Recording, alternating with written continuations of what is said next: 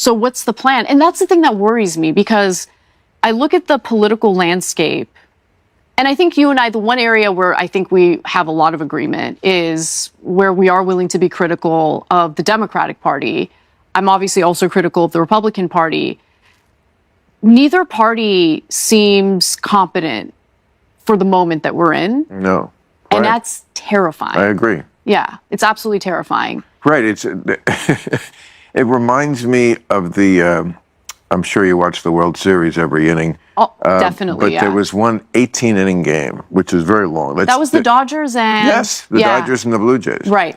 And that's twice as long. It's 9 extra innings, a whole nother game. And it's like nobody scored in those extra innings.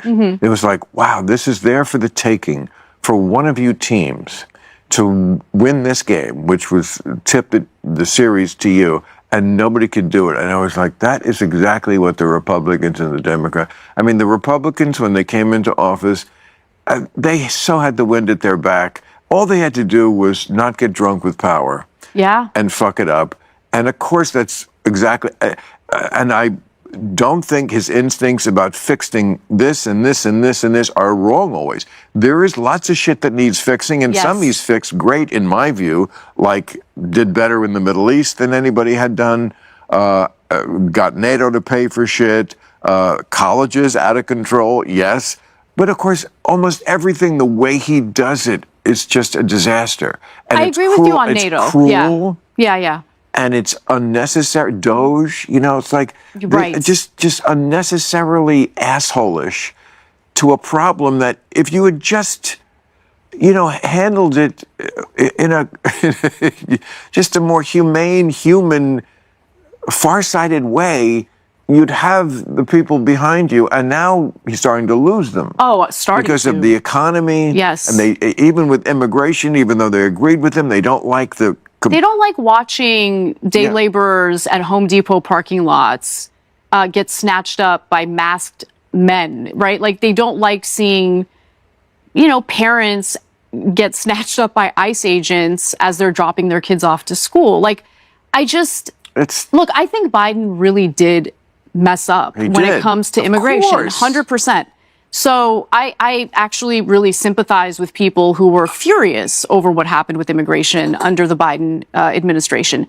At the same time, I don't think most Americans who think of themselves as hardliners on immigration realize just how integrated undocumented immigrants are in our society, right? And I'm talking about people who have been here for literally decades, who do pay taxes, but don't get the benefits that come along with the, various public programs that they're funding through their taxes. And there needs to be a better solution than swinging from one extreme to another on this topic. And the thing that I am the most furious about, honestly, is Congress. Congress is the most useless branch of our government at the moment. I'm not saying it's unnecessary. I think it's an important part of our government. But over the last few decades, we both know Congress has ceded much of their power to the executive branch as it pertains to foreign policy. Big mistake. That's been going on for 70 years. Absolutely. Absolutely. Congress is supposed to be the most important branch of government. That's what the Constitution says, for sure. They're the ones who are supposed to write the bills and pass the bills. Power of the purse, power of declaring war. The president is just the guy who is supposed to carry it out. He executes it. He's the top executive. But he's like, you hire a CEO to run your company. Right. But he's not the dude. He's carrying out what the guy who owns Starbucks is, his vision. Right. Okay. That is, as you say, completely lost. And the only, I did a piece a few weeks ago about the Supreme Court being the last line of defense here. We're going to see what they're going to say about tariffs, like whatever you think about tariffs. They have to strike it down. It's a congressional thing. Yes. And so, like, these kind of basic things, I'm not completely pessimistic about how the court is going to rule. The Supreme Court does have the ability to surprise you. Yeah, definitely. And sometimes they take a hip pill and get it right. Not always, and they have certainly gotten a lot more conservative over the years. But I'm not going to with all Trump stuff, I said this time I'm not going to do it like the first term. Like when it happens, maybe I'll get upset if it's the thing that is worth getting upset about and talking about and critiquing, and I never pull a punch on that. But I don't give a shit about the ballroom. And if you do, it's just an indication that Trump is much too part of your personality. It doesn't matter. First of all, it doesn't cost you anything. That's the number one thing, and that's the most important thing. Even if it did, I don't care. Around it's like 2 seconds of the interest we pay every day. But can we talk about the feminine qualities of our president for a minute? Okay, everything is so gay. Yes. I mean the no offense, but yes. Ballrooms and gold everything. Oh, the millwork on the walls and everything. He's so proud of it. It's a very butch administration, and Hegseth with the we want no gays. We just want well-shaved, strapping young men in perfect shape. I mean same. The whole thing is it's amazing. It really is. It's very gay. In a wide-ranging and often explosive exchange, Bill Maher and Kasparian exposed the deep fractures running through American politics, clashing over party failure, culture wars, executive overreach, and a Congress that increasingly feels irrelevant.